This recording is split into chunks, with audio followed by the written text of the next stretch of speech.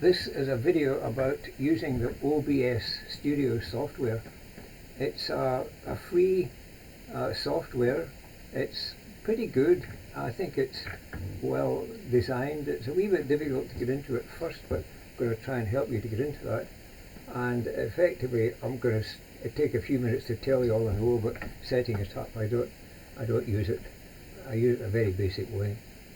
So it's the software is free. It's free. It doesn't have adverts associated with it, and it seems to be supported by the big media players. So it's good stuff. So what I have here is I've got two screens on my computer, and I have set up two instances of it.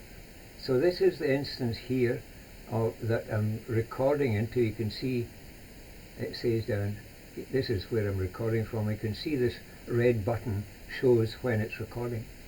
So what I'm going to do is I'm going to move, oh no, before I do that, how do you make two instances of an app on your computer? I've just found this out. I wish I'd known this before.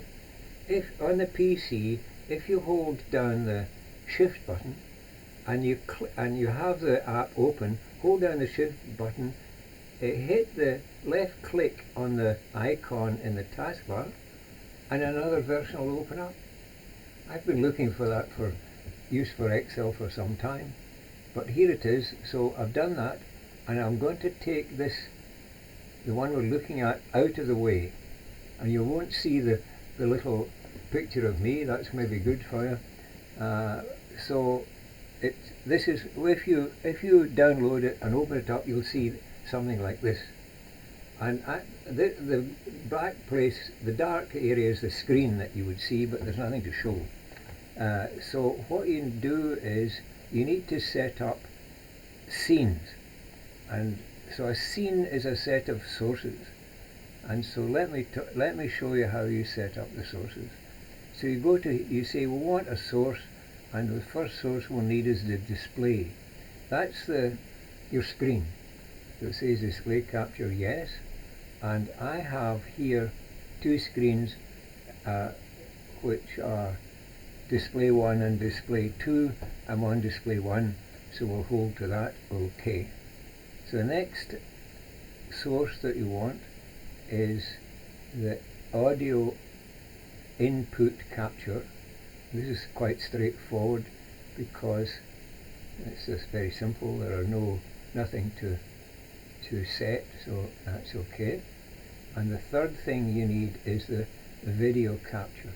That's what captures a little picture that shows of me in this show when I come back to that. So it shows you there. Do you want this one? Okay, I'll have that one. And any settings? No. So go OK.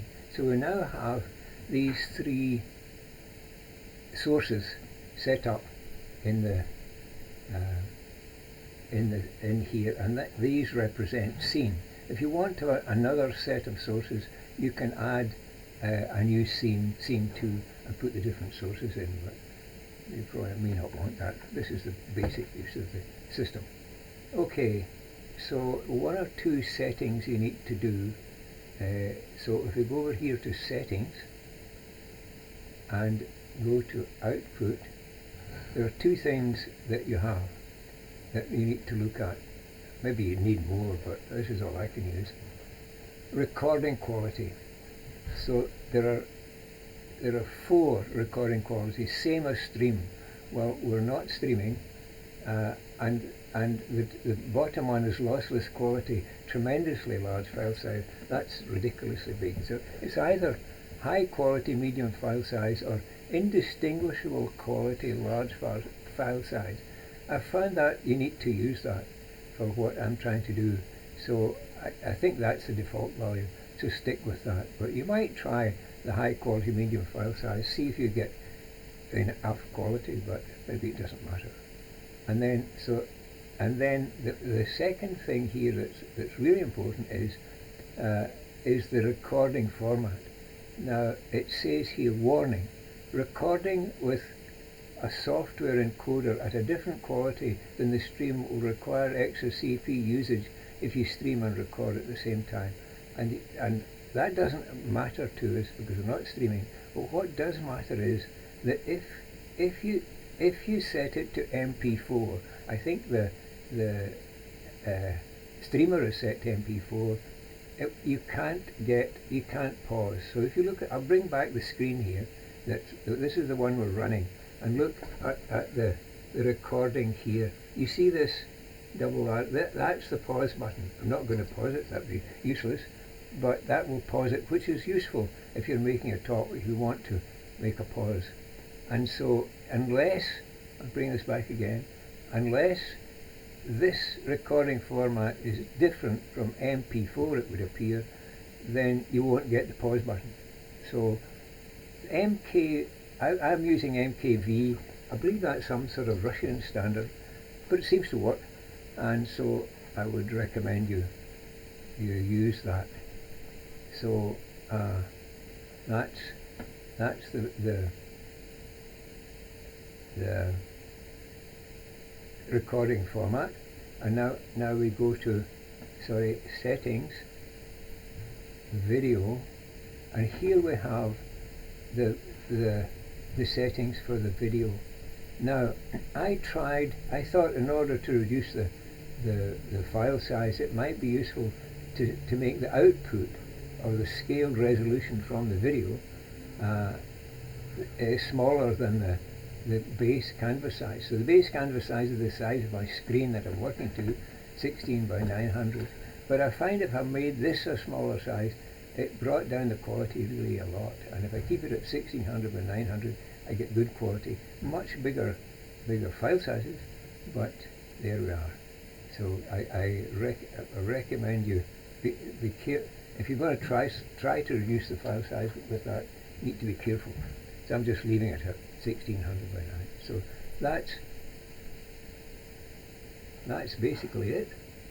To set it up and to run it, you say you would this. Well, here you see here it says start recording. So once you've started the recording, this is what you see. And if you want to pause it, you can hit the pause button. I think that's all that you need to know for a simple use of the system. Now you want it automatically saves a file to my videos on my PC, and so what you want to do, or what I have done at least, is to upload that to YouTube. So let's go to YouTube. That was it, YouTube.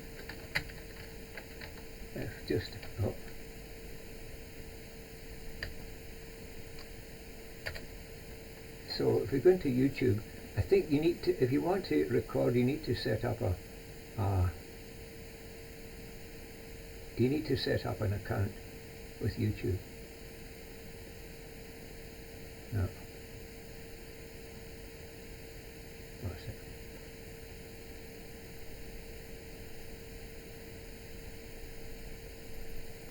I had to stop the recording, pause the recording. That's where the pause comes in handy. You need to get to this page on YouTube. So you open an account, and this is the home page. This is my home page. And in order to make to upload your file, you go to this little thing here. It's not very obvious, but that's the button you use in order to upload your file. And so you say upload video, and it comes up with, here we come, drag and drop video files to upload. So that's what you need to do. Just drag your file in and follow the instructions through to upload your video to YouTube. Very simple. So there we are. Thank you very much. Bye just now.